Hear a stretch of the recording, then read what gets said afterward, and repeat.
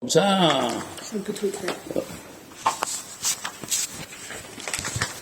Alors, on va commencer un petit morceau de la paracha qui est passé. Parce que 2 fois j'ai fait ce discours et les gens, quelques personnes ont pleuré. Tu n'as pas pu écouter le discours de vendredi. Tu n'as pas eu le temps. Non, tu as écouté là, là, et un petit peu du discours. Bon, alors, écoutez bien. C'est intéressant. Et après, on continuera.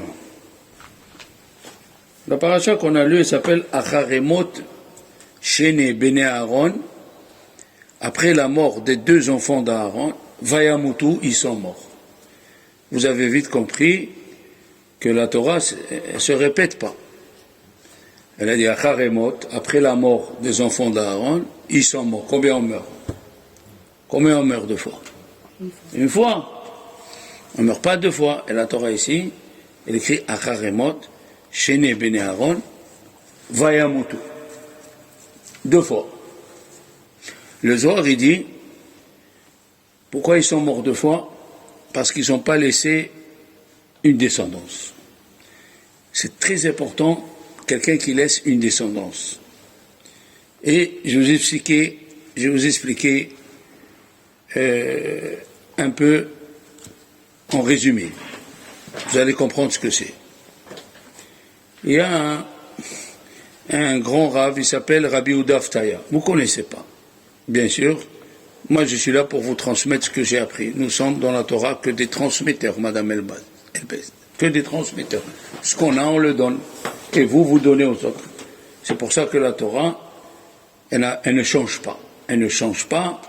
Et c'est la rigueur dans les lettres du Sefer Torah. Hein? Une lettre touche l'autre, le Sefer Torah, il n'est pas saoul. D'accord? Il m'a dit, Arav, qu'est-ce que ça fait que si ça touche? Je lui dis, c'est comme dans une fusée.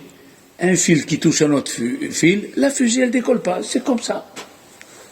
Alors, Rabbi Yehuda Aftaya, alav shalom, il était l'élève du Ben Ish Chai. Le Ben Ish Chai, il est mort en 1919.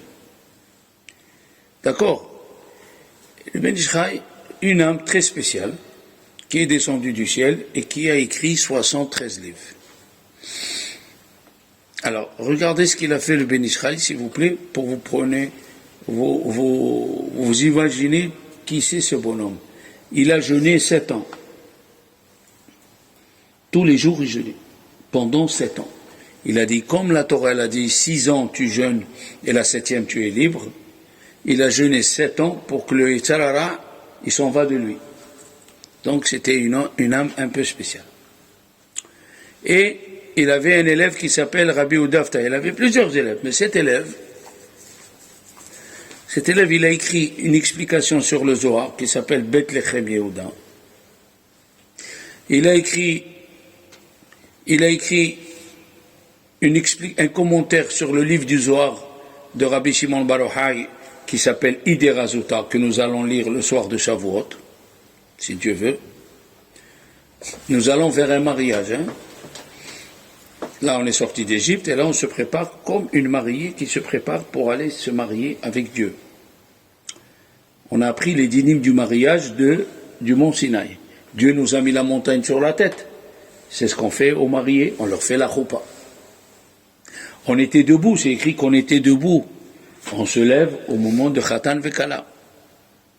Il y avait les éclairs et les tonnerres. On amène les bougies. Au Maroc, en Algérie, on amenait les bougies devant Khatan Vekala. Aujourd'hui, les chassidim, ils le font aussi. Il y avait des tonnerres. On fait la musique. Tout, on a appris pourquoi on va vers un mariage.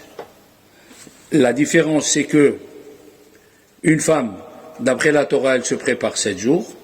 Mais nous, on est descendu à 49 degrés d'impureté, il nous faut 7 fois 7. 7 fois 7, 49.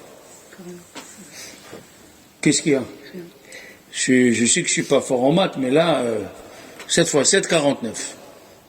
On va vers un mariage. Alors on doit se préparer, la mariée se prépare. Et les tables de la loi, c'est les kiddushin. C'est l'argent avec quoi on peut marier une femme. On marie une femme, normalement, avec 8 centimes d'euros. Pourquoi? Parce qu'elle n'a pas de prix. Alors on a pris le minimum. Qu'est-ce que tu vas dire? 1 milliard? Est-ce qu'un enfant, il vaut 1 milliard? Une femme qui te donne un enfant, il vaut 1 milliard? Il vaut 2 milliards, 10 milliards, il vaut. Alors la Torah, elle a dit, il faut que tu fasses une action pour acquérir ta femme, pour sentir qu'elle est à toi. On ne peut pas te donner un chiffre, on te donne le minimum. Parce que tu n'as pas de prix. Une femme, une maman, elle n'a pas de prix. Alors on fait 7,5 centimes. Les chachamim, ils sont venus, ils ont dit non, il faut faire une ketouba. Dans la ketouba, on met 212. C'est quoi 212? La somme nécessaire pour vivre 1 an. Si le mari divorce cette femme, elle a de quoi vivre 1 an. Ça s'appelle 212.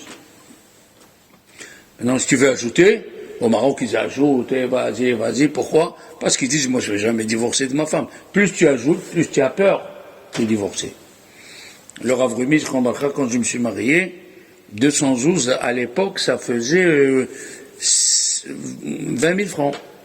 Il a écrit, ah non, toi tu es un Cohen. Il a écrit 360 000 nouveaux francs. Alors, des fois on s'énerve avec ma femme, elle dit, ça va te coûter cher, reste tranquille. Bon, c'est fait, c'est comme ça, c'est la coutume. On va vers un mariage, bien sûr, on doit se préparer. Alors Rabbi Yehuda Aftaya, il a écrit un pirouge sur le Zohar. Et une fois, il n'a pas mangé pendant 38 heures. Il marchait dans la rue, il est tombé.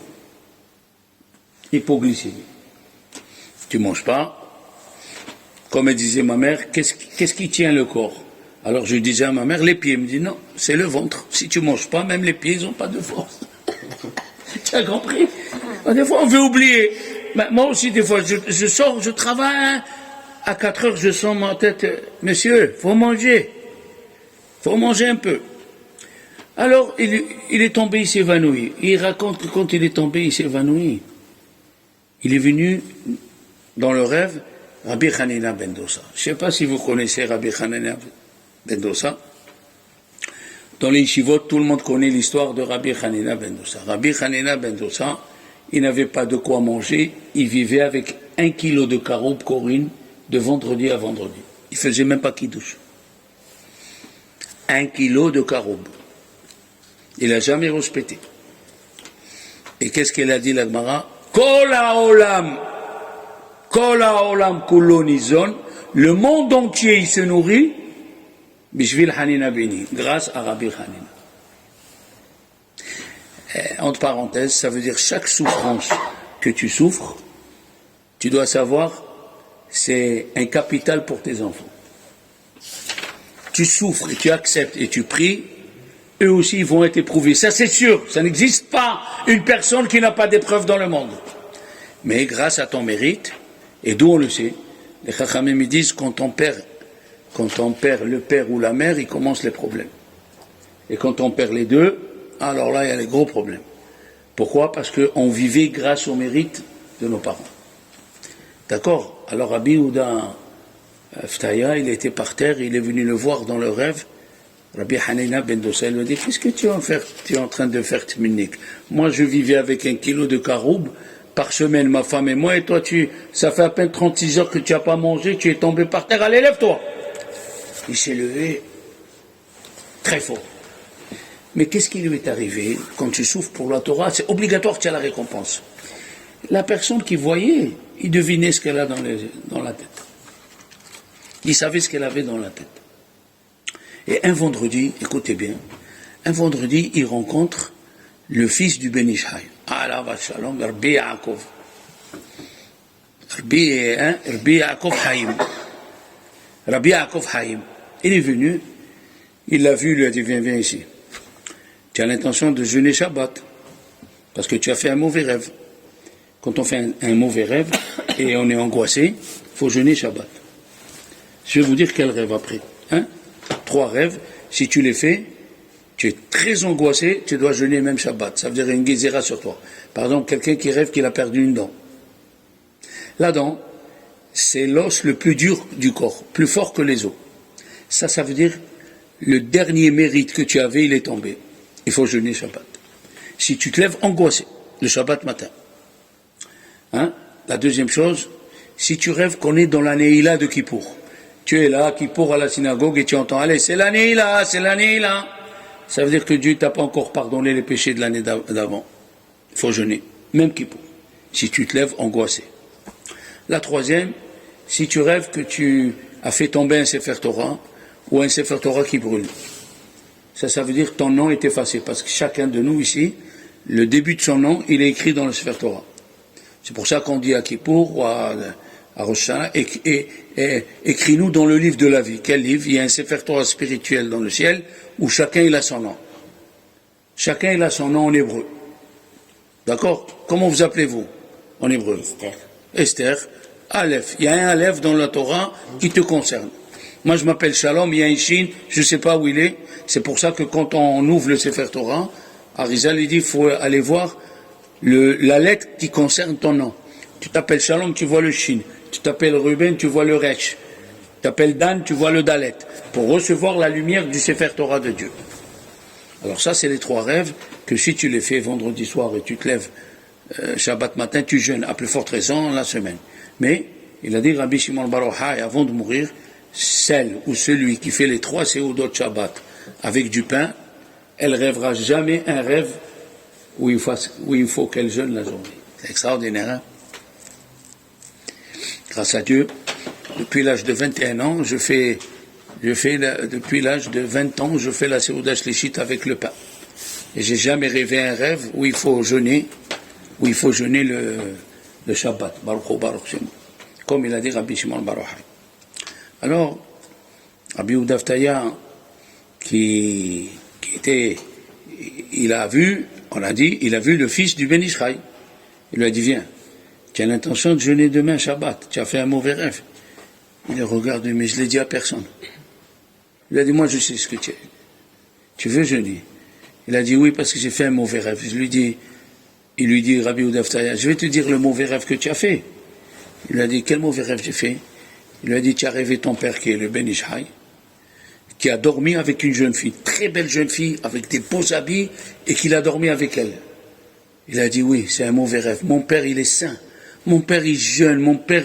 Comment rêver que mon père, il dort avec une jeune fille? C'est quoi cette histoire? Il a dit, tu t'es trompé. Tu t'es trompé du tout. Il lui a dit, tu as rêvé quand? Jeudi soir. Il a dit, hier soir. Il lui a dit, oui. Il lui a dit, tu n'as pas compris. Ton père, il est saint.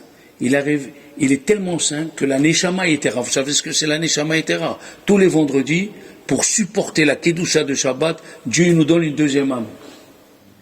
La Kedusha du Shabbat, elle est très forte, et il nous donne une deuxième âme qui s'appelle Neshama Yetera. Comment on le sait dans la pratique? On mange double. Quand tu manges double, parce que tu as deux Neshamot. Ah, tu savais pas? Moi, Shabbat, l'éclatage total.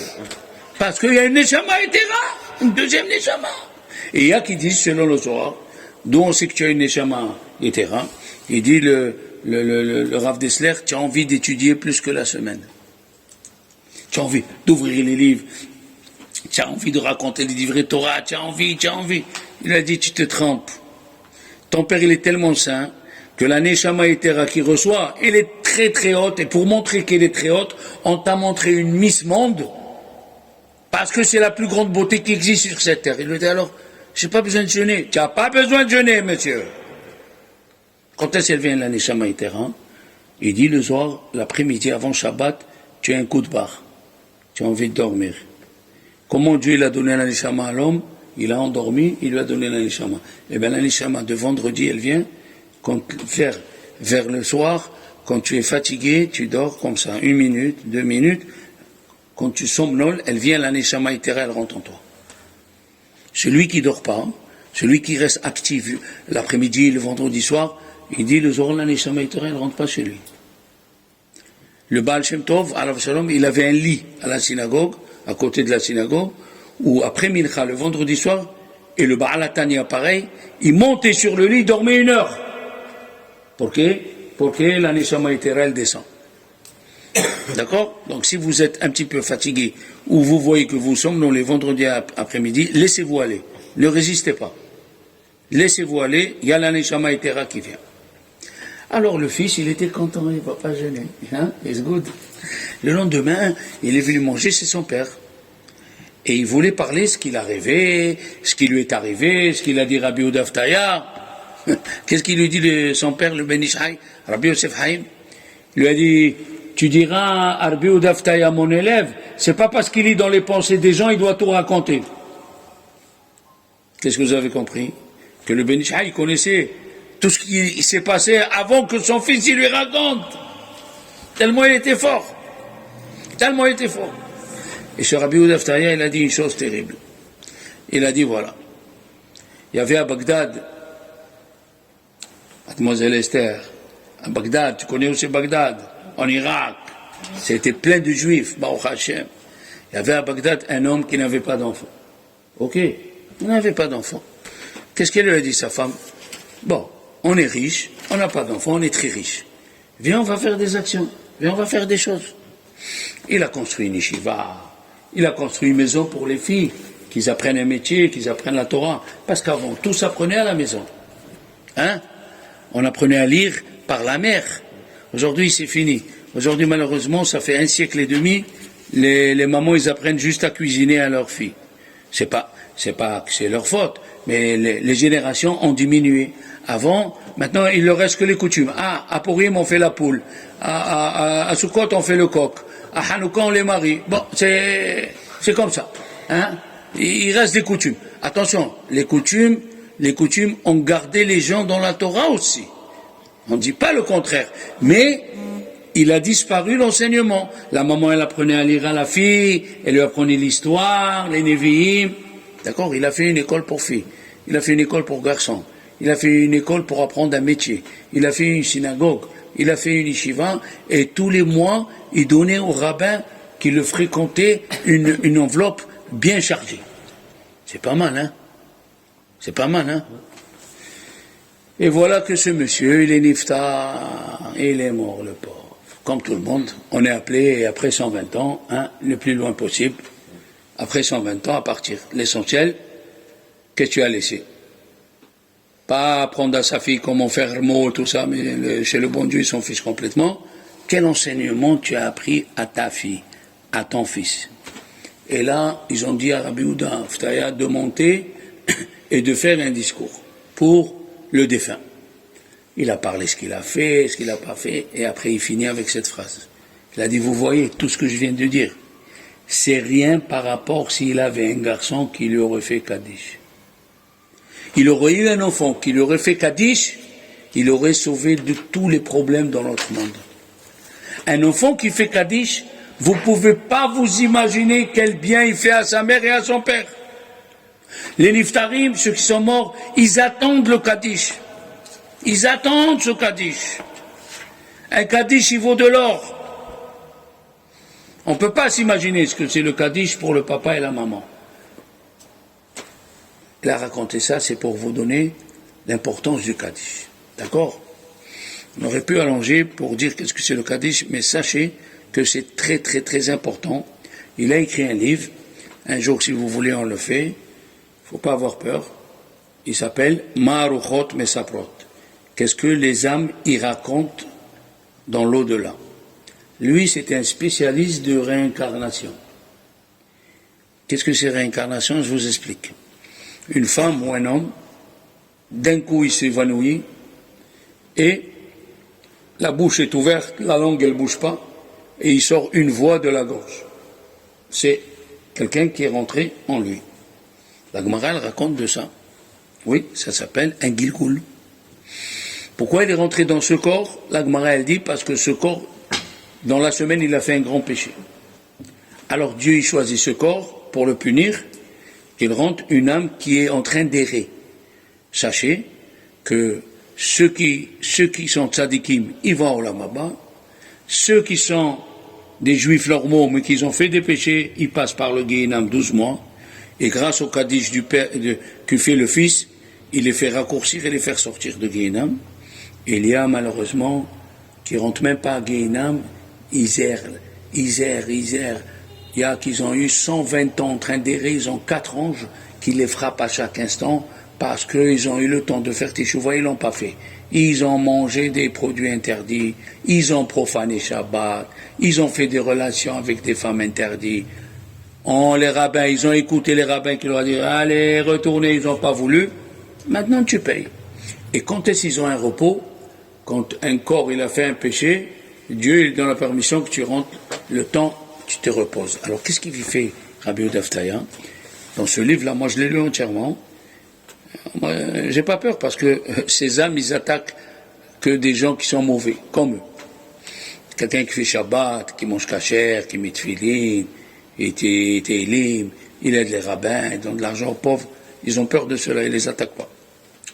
Alors il lui disait, tu as fait schéma avant de mourir. Tu as fait schéma avant de mourir. Il a dit non. Tu as pensé à faire schéma. Si rien que tu as pensé à faire schéma, je peux te sauver. Qu'est-ce qu'il faisait lui? Il y a un livre qui s'appelle Sha'ar HaYechudim de Arizal. Arizal, il a écrit un livre, l'association, toutes les associations de nom de Dieu. Et quand quelqu'un souffre, on lui récite dans l'oreille et on sonne du chauffard. C'est comme la personne, je donne un exemple, mais c'est multiplié par milliards. C'est comme un logiciel où il est rentré un microbe. Où il faut reprendre tout. Il faut reprendre tout le programme. Alors, Rabbi Yehuda Aftaya, il a demandé à un des âmes réincarnées, demande au tribunal céleste, est-ce que c'est bien ce que je fais? Parce que toi, on a décidé sur toi 120 ans de souffrance, et moi, en une semaine, je te fais rentrer à Olam Haba. Est-ce que j'ai le droit de le faire? Il lui a répondu, l'âme, elle est venue, elle a dit, j'ai demandé au Bedin, de là-haut, celui qui s'occupe de mon dossier, chaque personne, elle a un dossier avec un ange. Il lui a dit, le bon Dieu, il est d'une bonté incommensurable. Et les tzadikim dans ce monde, c'est comme des docteurs. Et il y a des docteurs, ils te soignent. Il te faut 1 an pour qu'ils te soignent. Il y a des docteurs, ils te soignent en 6 mois. Il y a des docteurs en 3 mois. Il y a des docteurs en 1 mois. Il y a des docteurs en 2 semaines. Et il y a des docteurs qui sont très très forts, ils te donnent un médicament que c'est du fiel, tu as envie de vomir, mais ils te font ça pendant 1 semaine et tu guéris. Il a dit, les chachamim, c'est des docteurs. Tu peux le faire. Rabbi Yehuda Aftaya, il a fait le livre Ma'aruchot Mesaprot. Chacun pourquoi il est venu. Chacun pourquoi il souffre. Chacun pourquoi il doit retrouver celui-là et pas celui-là. C'est extraordinaire. Extraordinaire. Et ce même Rabbi Yehuda Aftaya, il dit, un Kaddish, il peut sauver la personne des plus grandes souffrances. Parce que contrairement à ce qu'on croit, il faut réparer le passé. Kippour, il pardonne. Qu'est-ce qu'il pardonne? Il t'enlève les souffrances, Madame Elbez. Mais ce que tu as fait, il est inscrit. Ce que tu as fait, il est inscrit. Alors qu'est-ce qu'il fait Dieu? Pour t'aider à faire tes chouvas, qu'est-ce qu'il fait Dieu? Il te donne de l'argent pour faire tzedaka. Donne. Et plus la personne en a, et plus elle n'aime pas donner. C'est ça l'épreuve. Plus elle en a, plus elle ne veut pas donner. Donne, fais Kaddish, aide les gens, fais tout. Comme ça, tu rattrapes ton passé. Tu imagines quelqu'un qui a allumé la lumière exprès, sans faire exprès Shabbat, il doit jeûner 40 jours. Quelqu'un qui a fait exprès 427 jours. Tu peux jeûner 427 jours. Qu'est-ce qui va rester de toi? Même pas les os. Alors qu'est-ce qu'il fait le bon Dieu?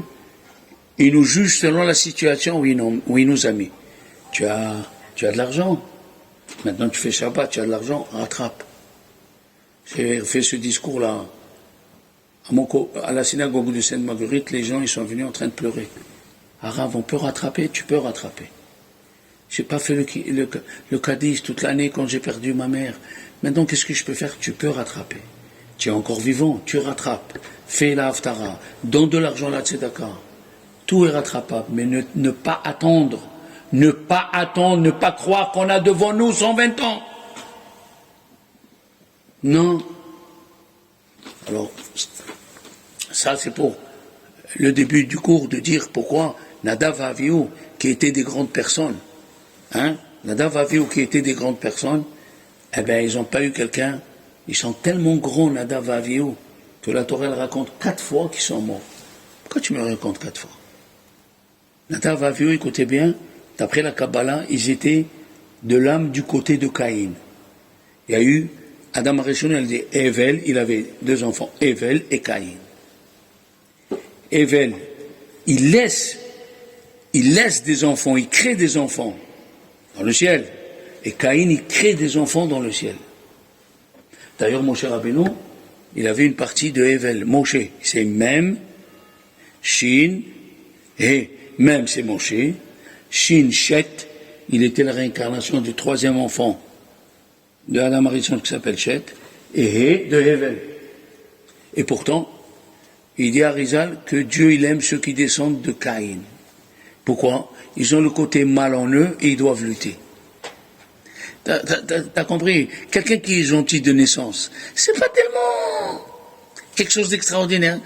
Et sa mère était gentille, sa tante, ils sont gentils, c'est des bouts de sucre. Et ils se disent jamais non quand on leur demande un service. Dieu, il aime celui qui lutte. Il lutte, c'est dur. Il lui a dit à Rizal, à Rabbi Chaim Vital, tu descends de Caïn. Et Dieu, il ne voit pas tes péchés. Il voit quand tu te domines et tu fais du mal. Et tu fais du bien. Quand tu domines, tu fais du bien. Voilà. Maintenant, on va passer, ça c'est la paracha, un petit peu, on vous a donné un petit peu de la paracha de Acharemot. Hein? Maintenant, on va passer à la paracha de Kedushim. Qu'est-ce qu'elle nous dit la Torah dans la paracha de Kedushim? Kedushim tiyu. Soyez saints. Ki kadosh ani Hashem Elokechem. Car je suis saint. Soyez saints, car je suis saint. Et qu'est-ce qui est écrit ici? Vaidaber Hashem el Moshe. Le mort d'Aber el kol adat b'nei Israël. Kedushim tiyu ki ani Hashem. Ki kadosh ani. Ki kadosh ani. D'Aber el kol adat b'nei Israël. Kedushim tiyu ki kadosh ani Hashem Elokechem. Rashi dit que cette paracha a été dite en assemblée. Il y avait les vieux, il y avait les jeunes, les femmes et les enfants. Voilà ce qu'il nous dit Rashi. La question elle est, pourquoi il faut tout ça? Comment il enseignait à Moshe Rabbeinu la Torah? Comment?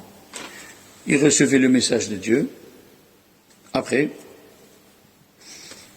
il enseignait à Aaron, une fois.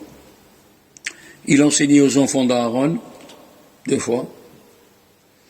Il enseignait au Sanhédrin, 3 fois. Après, il enseignait à tous les enfants d'Israël. Comme ça, c'était toute la Torah. Comme ça, tout le monde avait l'explication, tout le monde avait la vraie explication. Ça veut dire que quand tu veux apprendre quelque chose de nouveau à quelqu'un, ça ne suffit pas une fois. Chez Moshe Rabbeinu, c'était 4 fois. Et nos sages, ils disent, aujourd'hui, c'est 101 fois. Pourquoi? 101 fois, c'est l'ange, c'est la guémataria du l'ange qui nous amène l'oubli. Quand tu dépasses 101 fois, tu l'as gagné. Oui. Tu dis, j'ai écouté ce livre Torah. Tant que tu ne l'as pas écouté 101 fois, tu n'as pas encore atteint ce qu'il faut. 101 fois. Quand tu dépasses 101 fois, tu dépasses l'ange que Dieu a mis pour donner l'oubli. 101 fois. Comment tu sais que ton mari t'aime? Il t'a dit plus de 101 fois, je t'aime. Plus de 101 fois. Quand on prend un petit, combien de fois on lui dit je t'aime, je t'adore, je t'aime, 101 fois. Tu as dépassé 101 fois. Ça y est, tu es sûr que tu l'aimes. 101 fois. La question, elle est, pourquoi ici, il fallait Béakel? Pourquoi Béakel? D'accord? Il dit, Rabbi Chaim Ben Atta, on a parlé de lui, il a écrit un commentaire sur la Torah qui s'appelle Or HaHaim. Apprenez. Or HaHaim HaKadosh. Le Or HaHaim HaKadosh. Il y a 3 qu'on leur dit Kadosh. Or HaHaim HaKadosh, Al-Shich HaKadosh, Shla HaKadosh. C'est bien que vous apprenez l'histoire des rabbins. Il y a 3 livres qu'on les appelle HaKadosh. Or HaHaim HaKadosh, Shla HaKadosh. D'ailleurs, il y a la prière du Shla qu'on va faire à Rosh Chodesh Sivan. Le mois prochain pour recevoir la Torah. À Rosh Chodesh, vous allez voir dans tous les YouTube juifs, ils mettent la prière du Shla pour que ta descendance reste dans la Torah. D'accord? Dieu t'a donné une bouche. Tu vois que ton fils ça va pas. Ta fille ça va pas. L'Itélim.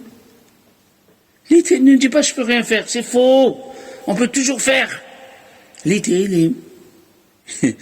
Samedi soir, on était invités, samedi soir, on était invités tout le Shabbat, chez mon fils David.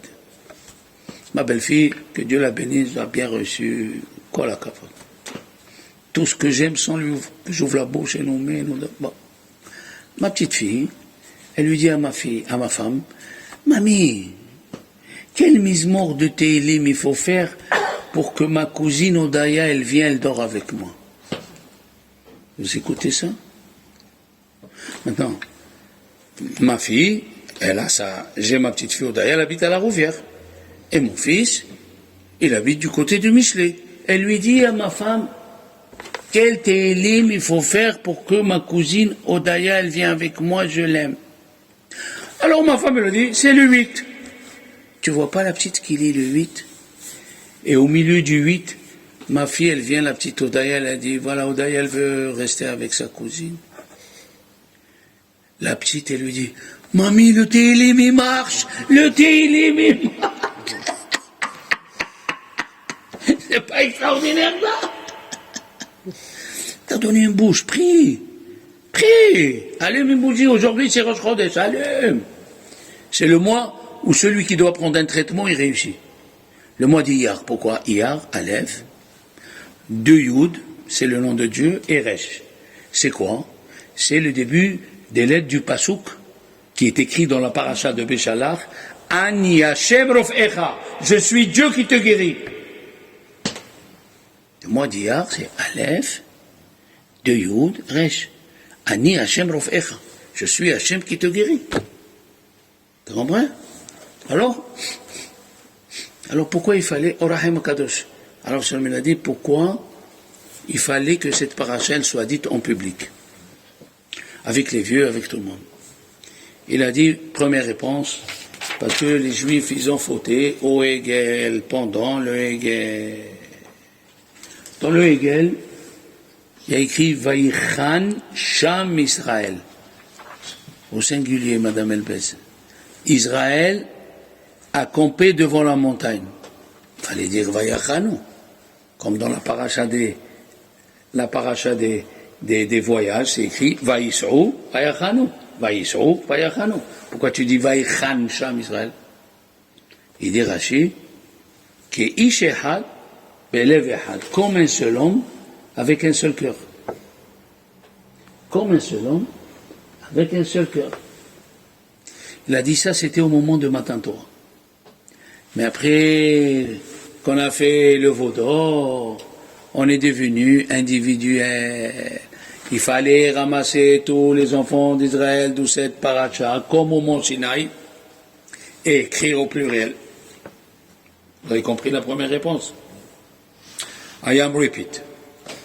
La première réponse, elle est, quand on était au mont Sinaï, on était un seul juif. Vaïchan Sham Israël. Israël a campé. Il a campé. Un seul peuple. Mais on a fait le veau d'or, on est devenu divisible. Alors il fallait réunir, elle dit la paracha, réunir tous les enfants d'Israël et leur donner à nouveau ce qu'ils ont reçu. Première, parce que dans le Midrash c'est écrit, si vous voyez la paracha de cette semaine, il a dit Rabbi Lévi, c'est la répétition des 10 commandements. La paracha de la semaine nous dit, c'est la répétition des 10 commandements. Il y a écrit ne vole pas, on a, au pluriel. On a eu ne vole pas dans les 10 commandements. Il y a écrit ne convoite pas, on a eu ve'avta l'eracha kamocha ici, aime ton prochain comme toi-même. On a eu n'adore pas d'autres dieux, c'est écrit dans la paracha, tu n'auras ici, ne sers pas d'autres dieux.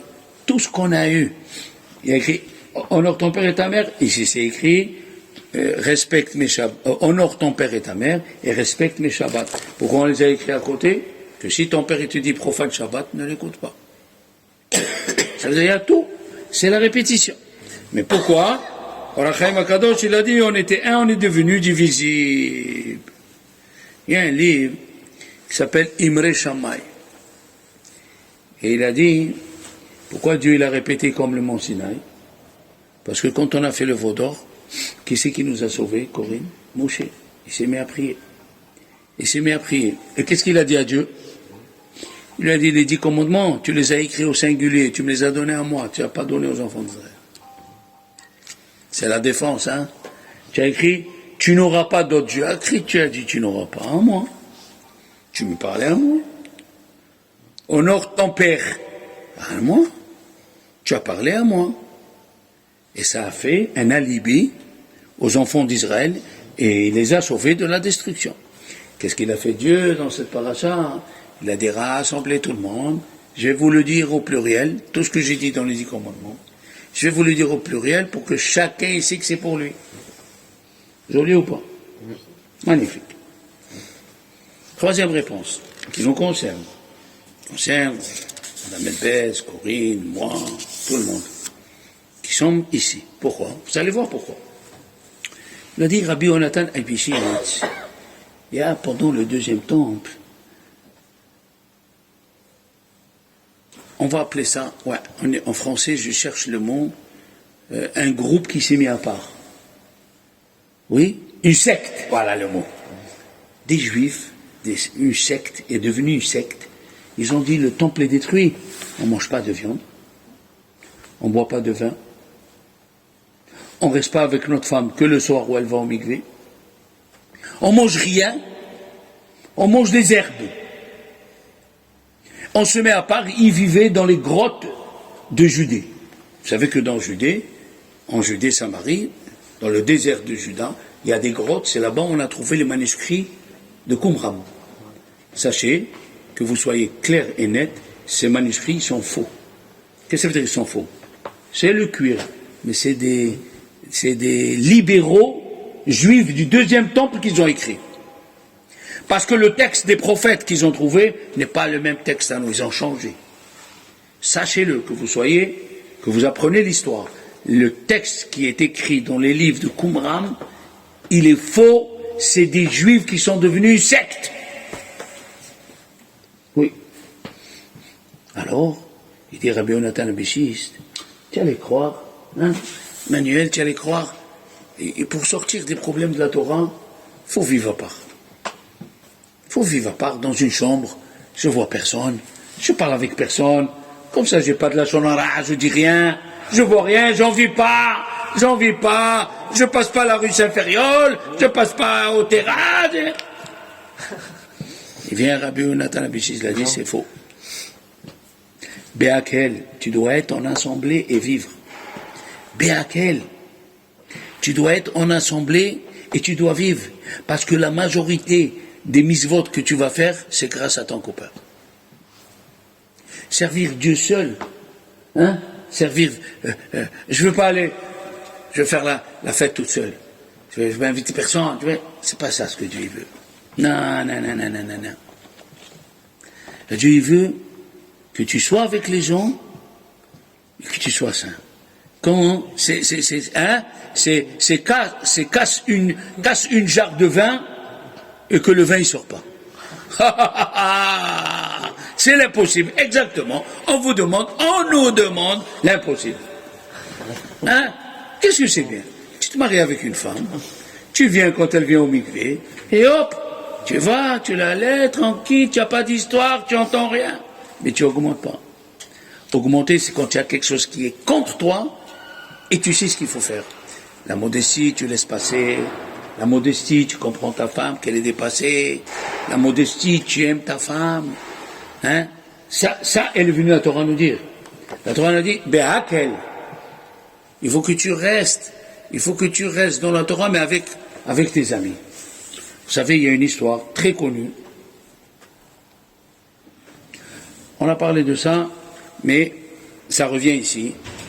C'est Rabbi Yannai. Rabbi Yannai, c'est un Tana. C'est un des rabbins des Mishnayot. Ça veut dire qu'il est plus fort que les rabbins de la Gemara. Il s'appelle un Tana. Rabbi Yannai, Madame Cohen, il était assis, elle dit la Gemara, chaque mot, si le Midrash il le dit, c'est qu'il y a quelque chose à apprendre. Oui. Il était assis sur son balcon. Et en bas, il y avait le marché de Tzipori. Et il est venu un colporteur. Et il a dit, qui veut l'élixir de vie? Ya Baba Rabbi, qui veut l'élixir de vie pour vivre longtemps? Qui c'est qui n'achètera pas ça? Hein? Ou bien, pour une femme ou un homme, l'élixir de jouvence, il reste toujours jeune. Le mec, il veut l'élixir. Alors, ce monsieur l'a dit, qui c'est qui veut l'élixir de jouvence? Qui c'est qui veut l'élixir pour avoir une longue vie? Alors Rabbi Yannai lui a dit, viens. Il a dit, non, c'est pas pour toi. Il a dit, non, viens. Ah, Rabbi Yannai, le rabbin de la ville, t'appelle, il vient. Il lui a dit, c'est quoi l'élixir pour avoir une longue vie? Il lui a déroulé le Sefer Tehilim. Il a dit, voilà, c'est écrit, Mi ha'ish echafetz chaim. Qui c'est la personne qui veut une longue vie? Ohev yamim. Il veut profiter de ses jours. Netzor leshon chamera. Garde ta bouche de parler du mal. Netzor leshon cha, ta langue. Netzor leshon chamera. Usfatecha, que ta bouche t'élève, mais d'abber milma, qui ne parle pas la langue fourchue, comme les Indiens. Ouais. Alors, il a dit Rabbi Yannai cette phrase. Il a dit, je ne savais pas que c'était aussi simple. Voilà ce qu'il a dit. Vous savez qu'il n'y a pas longtemps, il y a des rabbanim qui connaissaient toute la Torah écrite par cœur, et même la Torah orale. Comment Rabbi Yannai, qui était un tanneur, il ne savait pas ce qui est écrit dans Tehilim? Tu comprends la question? Rabbi Yannai, il ne sait pas ce qui est écrit dans le Tehilim? C'est quoi cette histoire? Ah, je ne savais pas que c'était simple. Il y a plusieurs explications. Une explication, c'est que quand tu ne manges pas le cochon, est-ce que c'est une mitzvah ou c'est juste pour éviter, que tu n'aies pas la touma? Qu'est-ce que c'est ne pas manger le cochon? Est-ce que c'est une mitzvah minatora? Tu accomplis une mitzvah ou tu évites de t'empoisonner? Alors tous ils disent, c'est que tu évites de t'empoisonner. Est-ce que la Torah elle doit te dire, mitzvah de ne pas manger le poison? Mais le poison tu ne le prends pas parce que tu veux garder ta personne. Rabbi Yannai, il croyait, ne pas parler la shonara, c'est éviter les histoires. Mais ce n'est pas un mitzvah positif. Il est venu, le colporteur, il lui a appris que quand tu fermes ta bouche et tu te retiens, surtout pour une femme, la femme, elle a le parler facile, tu te retiens, tu fais une mitzvah positive. Vous savez ce qu'il dit le grand devinant? Celui qui se retient de dire du mal pour pas vexer son prochain, le Olam Haba, lui, il est tellement haut que même les malachim, ils ne le voient pas. Quand tu as envie de parler, elle m'a parlé comme ça, ben je vais lui montrer qui je suis. Il m'a parlé comme ça, je vais lui montrer qui je suis, de quel bois je me chauffe. Et tu te retiens, tu dis, ah, allez, laisse. Il est petit, il a un petit esprit, il s'appelle dans le Zohar, Katnout Demouchin. Il a un petit cerveau. Hein? Il a des gens, c'est un petit cerveau. Un petit cerveau. Je ne vais pas mettre, tu te retiens. Il dit le grand devinant, le Olam Haba, toi que tu t'es retenu, même les anges, ils ne peuvent pas le voir tellement il est haut. Première explication. Mais le Rav Shach, il a donné une explication qui nous concerne. C'est quoi? Rabbi Yannai, il a cru que servir Dieu, c'est rester à part. Chez moi, je fréquente pas, j'ai pas d'amis, j'ai pas rien. Alors que la Torah a dit, c'est les Rav, faut avoir un Rav, faut avoir des amis, les Chachaver. Bon, pas n'importe quel ami. Les amis qui te disent, viens, on va faire une partie de poker, ça, c'est pas des amis. Il faut le savoir.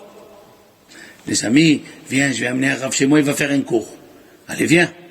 Et après, on prend un café, on parle du cours. Ça, c'est les vrais amis. Les vrais amis qui te donnent le conseil. Ma fille, mon fils, hein, tu dis, voilà la ségoula. Voilà ce qu'il faut faire, voilà ce qu'il ne faut pas faire. Voilà. Ça, c'est des vrais amis. Vous n'avez pas vu aux informations, parce que moi, je reçois les informations dans mon portable. Maintenant, à Paris, ou je sais pas, dans les boîtes de nuit, les filles, ils se font piquer avec le sida. Même à Marseille, voilà. Voilà. Moi, je connais, je vous dis personnellement. Pourquoi je vous dis ça? Parce que ma nièce, quand elle était jeune, la fille à mon frère, en Israël, Elle lui a dit, j'ai 20 ans, tu me sers, tu me laisses pas vivre, vous savez les filles, laisse-moi sortir et tout. Alors qu'est-ce que tu veux? Je vais aller à Paris avec ma copine. Oh, bon, mon frère, il a dit, c'est Tisha B'Av, ça y est. Il a dit, non papa, je vais avec les parents de ma copine et moi. Il a dit, les parents, je peux leur parler, parle. Il est parti les voir, vous voyagez, ma fille, elle veut voyager. Il a dit, bien sûr, et ça avec nous, il n'y a pas de problème. J'étais à Paris, très bien, premier jour, ils ont visité ceci, cela. Je sais pas, le 4e jour, la fille du monsieur, elle a dit, papa, j'ai envie d'aller en boîte. Alors, ma nièce, mon frère, il a fait jurer sur le Sefer Torah, tu vas pas en boîte. Tu jures, je te laisse partir à Paris, tu jures, tu vas pas en boîte. Elle a juré, elle va partir en boîte. Donc elle est partie en boîte, sa copine, avec ses parents. Elle est revenue. Oui, Michel, écoute ça. C'est des choses de fou, avec les parents. Ils sont revenus, ils sont partis en Israël. La fille, elle a eu de la fièvre. Partie chez le médoc, le docteur lui a donné des médocs, antibiotiques. Après 20 jours, ils disent, pas non, tu as toujours la fièvre. Analyse de sang. Et il lui dit, mademoiselle, tu as le sida. Qu'est-ce que tu as fait? Alors les parents ont dit, tu lui dis pas qu'est-ce que tu as fait parce qu'on l'a pas lâché. On était en boîte avec elle. Ah ouais? Alors le docteur, c'est ça les questions des fois qu'il faut, il y a qui posent la vraie question. Il lui fait, le docteur, tout s'est bien passé quand tu étais en train de danser? Il a dit oui. Il a dit, tu n'as pas senti une piqûre? Elle a dit oui.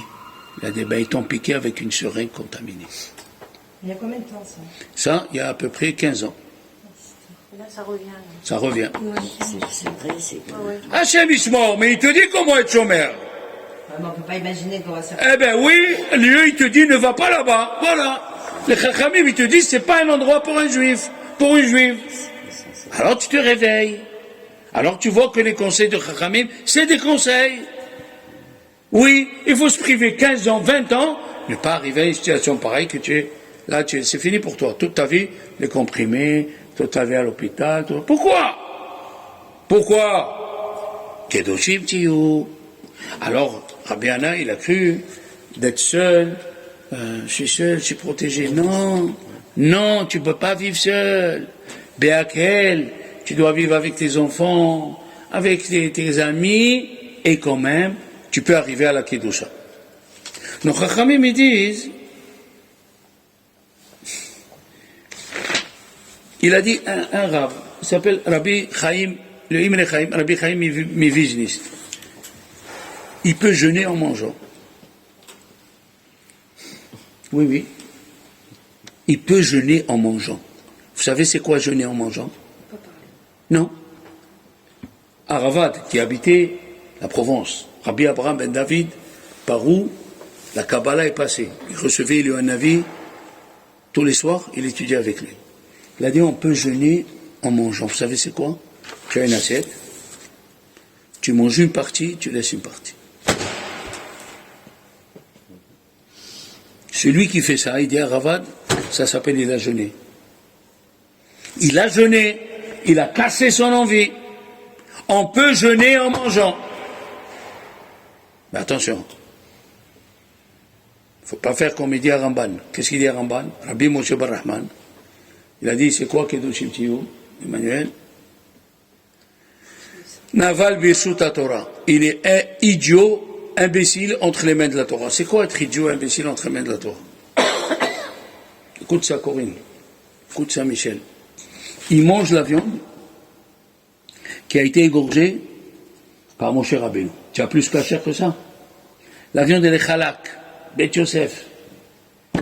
Il boit du vin que c'est Yoshua ou Aaron qui l'ont fait. Tu as plus kasher que ça? Tu n'as pas. À midi, il mange, Shabbat à midi, il mange la viande et le vin. Il mange la viande qui a été égorgée par Moshe Rabbeinu. Il mange la joue, la queue, l'estomac, comment ils appellent ça en arabe, je ne sais pas ce qu'ils appellent. Tout ce que tu veux, le gras double, le vin de Aaron. Seulement après manger, Il dort de 2h à 7h du soir. Il a raté l'étude, il a raté Mincha, il a tout. Pourtant, il a mangé kasher. Pourtant, il a vu kasher. Ça s'appelle Naval Birshut Torah. C'est un imbécile entre les mains de la Torah. D'accord? Il va dans une fête. C'est pas ta fille, c'est pas ton fils où tu es obligé. Tu vas dans une fête d'une copine. Sa fille elle se marie. Où c'est écrit qu'il faut rester jusqu'à 2h du matin? Pourquoi tu restes jusqu'à 2h? Demain, à 6h, il faut se lever pour la prière. Demain, il faut se lever pour travailler. Où c'est écrit qu'il faut que tu restes jusqu'au dernier gâteau? Où c'est écrit? Il y a qui quitte pas la table jusqu'à que les serveurs ils viennent, ils lui enlèvent la nappe. Ah là, elle comprend que la fête, elle est finie. Allez, pourquoi? Comme ça. Ça s'appelle Naval Birshut Torah. Il y a des fois un rav, il fait un discours. C'est un rav qui a raconté ça. Il a dit, j'ai fait un discours à Bnei Brak. J'ai raconté. Je faisais le discours, il y avait 3 ou 4 personnes, ils n'arrêtaient pas, ils mangeaient. Il a dit, pourquoi vous mangez au milieu du cours? L'Eilou Nishmat. On mange l'Eilou Nishmat pour l'âme de tel et l'âme de tel. Tu es obligé de manger au milieu du cours. Tu ne peux pas faire Boremine Bessamim, l'Eilou Nishmat. Boremine Bessamim, Boremine Bessamim. Et il mange. Il mange. Je fais une bracha. Tu ne fais pas la bracha. Tu es un gourmand. Tu es pourri, tu aimes la bouffe. Il a dit à Rambam, un monsieur. Il lui a dit, pourquoi je suis gros? Il lui a dit, tu aimes le manger, arrête. Tu as pris le manger pour ta femme. Dès que tu vas le manger, je crois que c'est faut manger. Change d'habitude. Il voit un gâteau. Ah, on va faire. Allez, on va faire une bracha, tu vas faire une bracha pour ton ventre, tu aimes ton ventre. C'est tout ce que tu fais. Le Chovot Alvavot, il a dit, tu adores ton ventre. Puis c'est là, le